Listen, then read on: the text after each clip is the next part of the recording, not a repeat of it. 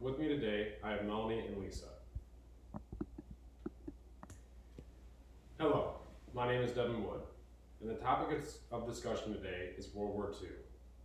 With the introductions out of the way, let's get into it. The Naval History and Heritage Command has cited that on December 7th, 1941, 2,403 people were either dead or missing, and another 1,178 wounded. This is known as one of the most devastating days in American history. If you are unaware of this travesty, this was the outcome of when the Japanese launched a surprise attack at Pearl Harbor, Hawaii. And the day after, December 8th, America got involved in World War II. Just three short days after this attack, according to Tenenbaum, on December 11th, 1941, Germany declared war on the United States, and the Americans were introduced to the European theater. During this speech, I'm going to inform everybody about the timeline from when America was introduced into the war, share stories about Clarence Smoyer and his time in Germany, and Eugene Sledge's story in Japan, and inform you about how each side of the war was ended. World War II was developing years before America was attacked. While this speech is only going to focus on the timeline from when America was first introduced to the war, the true timeline starts in 1931, when the Japanese invaded Manchuria, and in 1933, when Adolf Hitler becomes the Chancellor of Germany.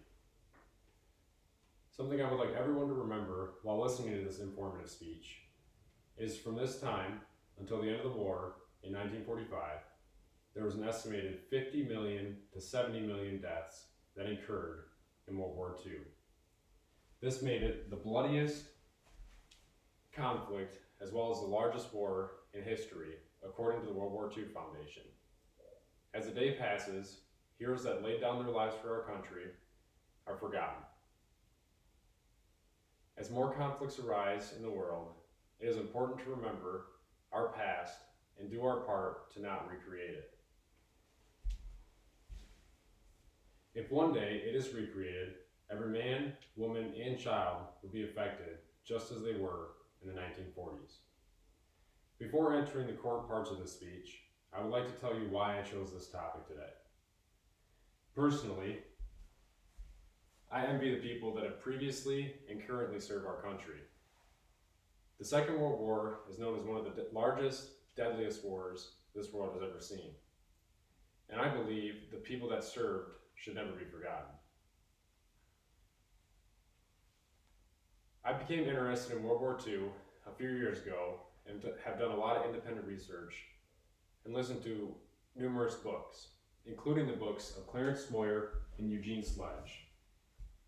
Clarence Smoyer was introduced in the book Spearhead, and Eugene Sledge wrote the book With the Old Breed. I've also done a lot of my own personal research online, which you will hear about in this presentation.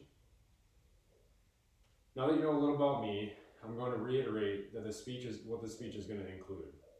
I'm going to inform everyone the timeline from when America was introduced into the war, share stories about Clarence Smoyer in Germany, and Eugene Sledge's story in Japan. And I'm also going to inform you about how each side of the war was ended. The start of World War II was incredibly devastating, and this was only the beginning. As I stated previously, the events that happened when Pearl Harbor was attacked were truly devastating. This put a serious spark into the American people. According to the Pearl Harbor aftermath, the military became more prepared for further attacks. As support increased from militaries around the world, the number of soldiers, sailors, and Marines grew to more than 135,000 people.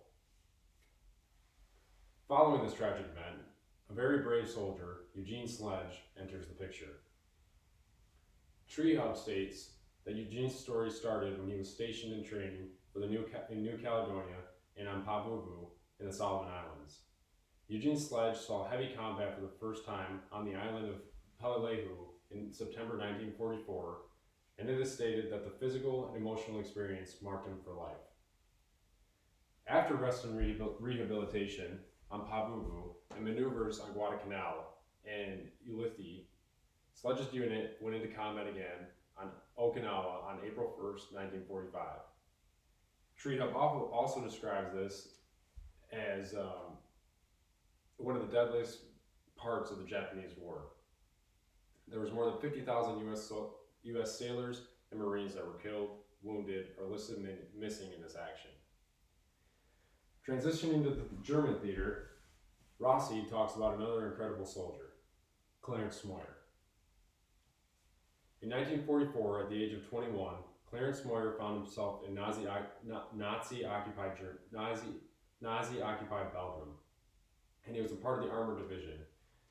And his job, although it came natural to him, was not great. He was assigned as the gunner. He was the one who had to pull the trigger in order to kill another human being. Rossi also explains that when Clarence landed on D-Day, they fought their way from France to Belgium into Germany. They lost 600 tanks doing that and over 1,000 men. These guys all had that common mantra: somebody has to do this job. We have to get this war over with. At some point in time in this gruesome war, it had to come to an end. The continuous killing could not go on forever. April 30th, 1945, Adolf Hitler committed suicide, according to the World War II Foundation. On May 7th, 1945, Germany announced its unconditional surrender. And on August 14th, Japan surrenders. Each surrender did not come without cost. There were many lives lost before Germany could no longer continue, and 2 atomic bombs were dropped on China before they surrendered. According to Galkins, approximately 110,000 people perished from the two atomic bombs dropped on Japan. In conclusion of this speech, I would like to leave you with this statement in mind. The Second World War is still one of America's most deadly events. There were millions of people that lost their lives, and so many courageous men and women and children that dealt with famine and financial difficulties throughout the entire war. As Americans, it is our job to never let the memories of the people who sacrificed for our country diminish. It is also our job to ensure that history does not repeat itself.